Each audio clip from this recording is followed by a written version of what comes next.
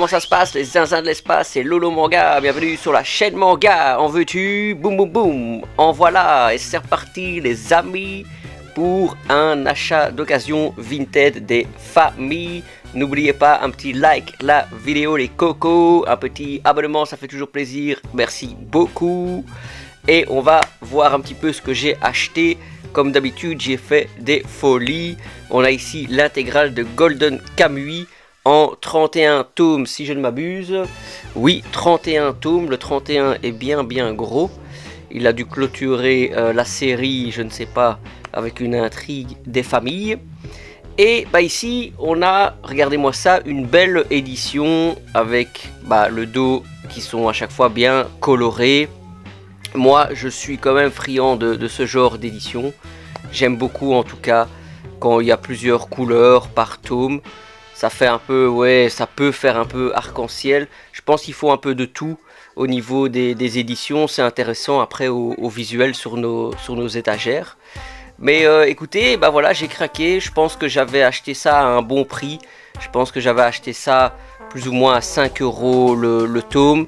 C'est quand même une édition, attention, qui est au-delà de 8 €, hein, je crois, qui est à 8 € ou au-delà de 8 €.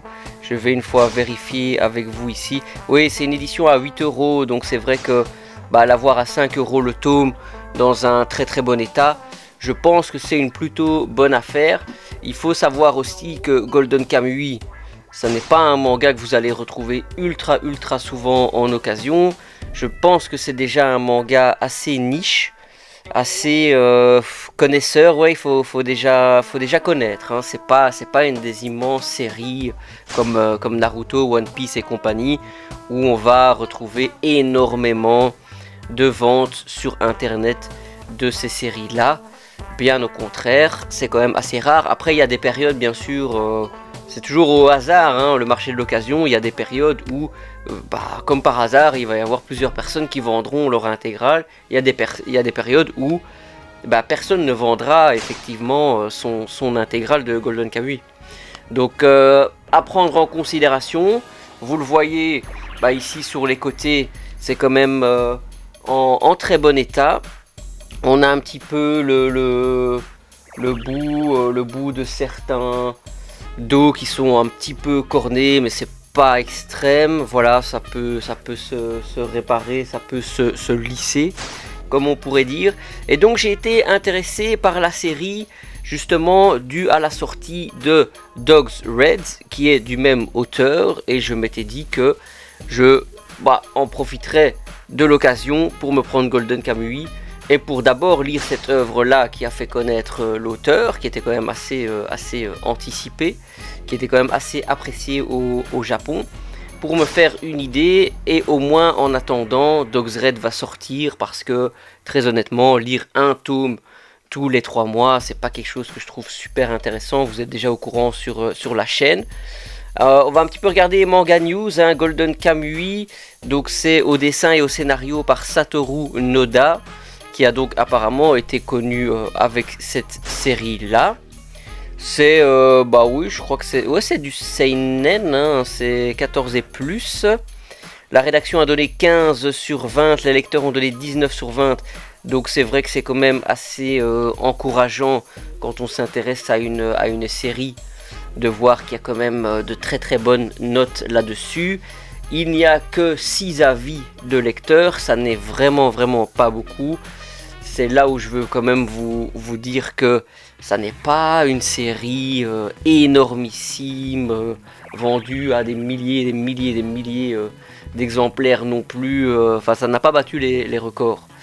Ici, on va un petit peu lire le résumé.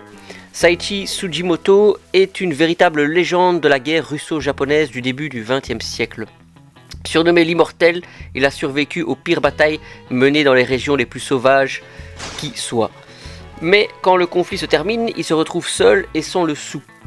C'est alors qu'il apprend l'existence d'un fabuleux trésor de 75 kg d'or accumulé par les Anhui, peuple autochtone vivant en harmonie avec la nature. Hélas, le magot a été volé, puis caché par un homme désormais enfermé dans la pire prison de Kaido. Les seuls indices menant au butin sont de mystérieux tatouages inscrits sur la peau de criminels évadés. C'est quand même assez complexe et assez intéressant comme scénario. Une chasse au trésor menée par une ex-légende de la bataille, de la guerre. C'est quand même assez intéressant. Et donc pour Tsujimoto, la chasse au trésor est lancée. Cependant, seul, il a peu de chances de s'en sortir. À peine sa quête commence telle qu'il manque de se faire déchiqueter par un ours brun. Il ne doit la vie qu'à l'intervention providentielle de quelqu'un. Un jeune indigène lié au propriétaire légitime du butin. Il décide de faire équipe pour affronter de nombreux dangers et qui les guette sur la route d'or des Ainu. Et ben c'est vraiment intéressant. On va voir un petit peu les points forts de la série.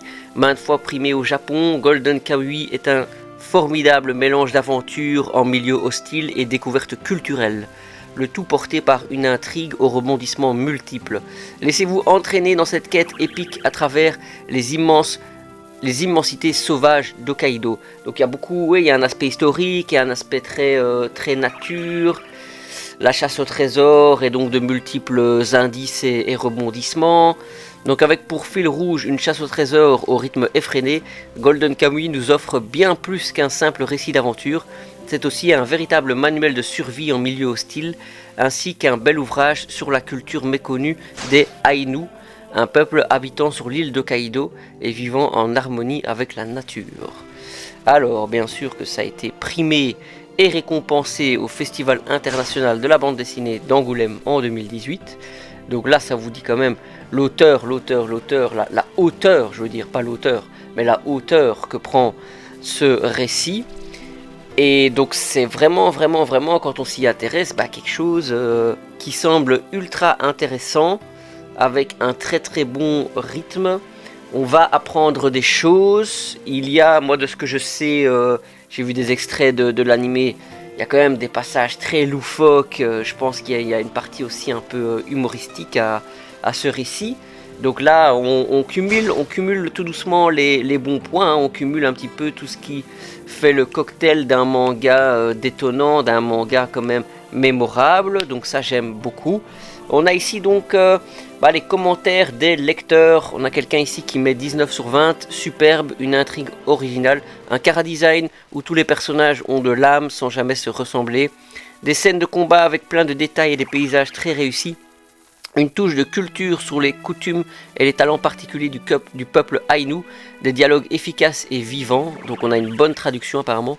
Et une collaboration super efficace entre une petite fille plus douée et mature que bon nombre d'adultes et un ex-soldat increvable qui porte les cicatrices d'un passé particulièrement rude.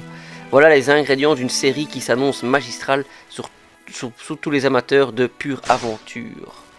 Eh bien écoutez, oui, c'est un super commentaire, merci à cette personne. Et donc ici, on a d'autres commentaires plus minimes, quelqu'un qui dit très bien, quelqu'un qui dit que c'est une bonne découverte, qui nous fait découvrir la culture de ce peuple assez méconnu d'Hokkaido. Et donc, quelqu'un qui a lu le premier tome, qui l'a dévoré, et qui est impatient de connaître la suite de cette série. Donc, écoutez, oui, moi c'est un grand oui. C'est vrai, mention spéciale au chara-design qui semble assez intéressant et assez singulier pour le mentionner, comme on aime dire sur la chaîne. Donc à voir, je sais pas si vous avez déjà lu ce Golden Kamuy, est-ce que vous aimez cette série, est-ce que vous me la recommandez, est-ce que j'ai fait une bonne affaire sur cet achat d'occasion Vinted des familles. Voilà, j'ai vraiment besoin de vos retours. J'espère que vous avez kiffé la vidéo. Donc, n'oubliez pas de liker la vidéo, bien sûr. Un petit abonnement des familles, merci beaucoup, ça fait toujours plaisir. Et on se dit à la prochaine sur la chaîne Lolo Manga. Allez, ciao les gars.